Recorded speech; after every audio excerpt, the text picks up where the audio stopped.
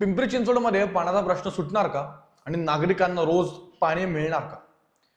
पिंपरी चिंचवड महानगरपालिकेकडून मोठी घोषणा समोर आलेली आहे. नमस्कार, मी अंशु काशे आणि तुम्ही पाहत आहात न्यूज डॉट्स.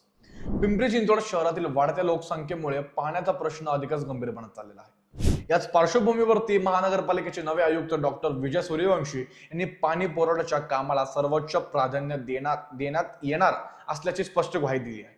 शहराची लोकसंख्या सुमारे 38 लाखांच्या आसपास असून दरवर्षी 1.5 लाखांनी वाढ होत आहे. त्यामुळे पुढील 25 वर्षांचा विचार करून पाणी नियोजन करणे आवश्यक असल्याचे आयुक्तांनी सांगितले. दरम्यान भामा आसखेड जलवाहिनी प्रकल्पातील ठेकेदाराला बडतर्फ करण्यात आले असून उर्वरित कामांसाठी लवकरच नवीन निविदा प्रक्रिया राबवली जाणार आहे. हे काम पूर्ण होण्यासाठी अंदाजे 7 महिने लागतील. त्यानंतर शहरात दररोज पाणी पुरवठा करण्याचा प्रयत्न केला जाणार आहे. याशिवाय पवना जलवाहिनी प्रकल्प सध्या कायदेशीर प्रक्रियेत अडकलेला असून तो मार्गी लावण्याचे प्रयत्न देखील सुरू आहेत. तसेच आंध्र आणि मुळशी धरणातून पाणी आणण्यासाठी ही योजना राबवली जाणार आहे. सध्या निगीजे बंधाऱ्यातून पाणी उचलले जात असले तरी पाण्याच्या गुणवत्तेचा प्रश्न कायम आहे. दरम्यान शहरातील अनधिकृत बांधकामांवर कडक कारवाई करण्याचा इशारा देखील देण्यात आलेला आहे. नवीन अनधिकृत बांधकाम होऊ दिले जाणार नाहीत. तसेच अशा प्रकरणांमध्ये संबंधित क्षेत्रीय कार्यालयांच्या संबंधित अधिकाऱ्यांना जबाबदार धरले जाणार आहे.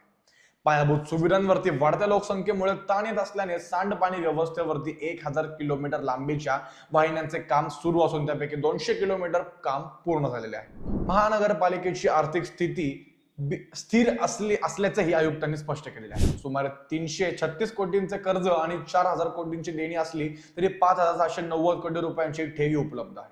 महसूल वाढवण्यासाठी नवीन मिळकती कर जाळ्यात आणण्याचेही काम सुरू आहे. एकूण पाणी पुरवठा सुधारण्यासाठी आणि शहराचा विकास सुरळीत ठेवण्यासाठी प्रशासनाकडून ठोस पावलं उचलली जात आहेत. आता हे प्रकल्प वेळेत पूर्ण होतात का याकडे सर्वांचेच लक्ष लागून आहे. न्यूज डॉट साठी मी अंशु काशे.